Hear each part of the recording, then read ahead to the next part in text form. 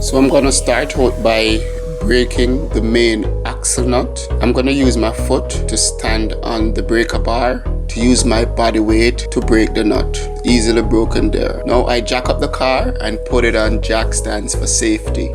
First thing I'm going to do is to remove the brake caliper. There are two bolts holding the brake caliper, and that's one of the bolts and the other is below.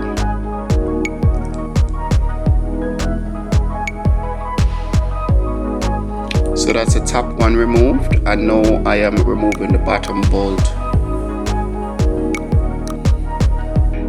It's always advised to not have the caliper swing from the brake line. That might cause damage, and it might be very bad if you're driving and do not have brake. So I will use a tie strap to tie the brake caliper on the strut. Now I'm going to remove the two bolts that hold the strut to the knuckle, and I'm using a power wrench which was not strong enough to remove these bolts. These bolts are seized, so I'm going to use a breaker bar to first break the nuts before using the power tool. So all I need to do is to get it moving. Then I can use the impact wrench to finish the job.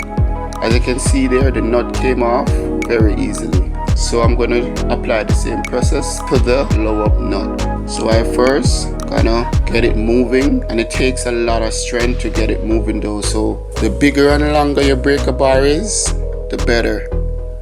But after it moves, using the wrench, I can get it off pretty easily, just like that.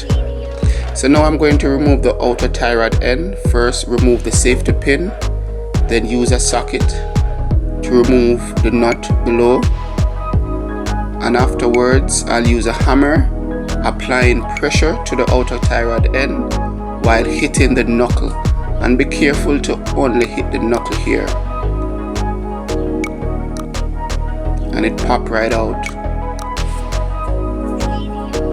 Now I'm removing 3 nuts holding the lower ball joint. It's better to remove the 3 nuts holding the ball joint to the lower control arm.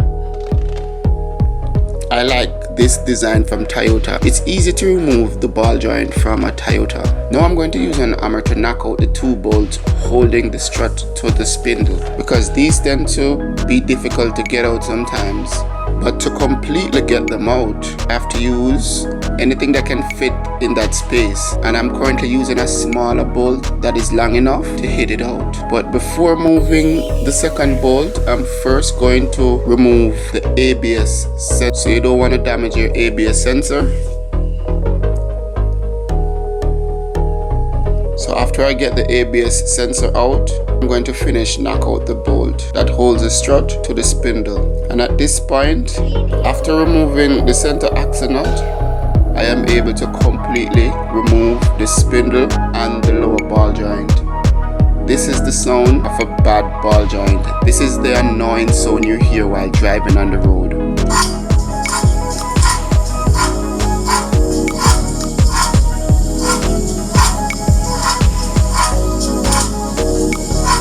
Completely destroyed.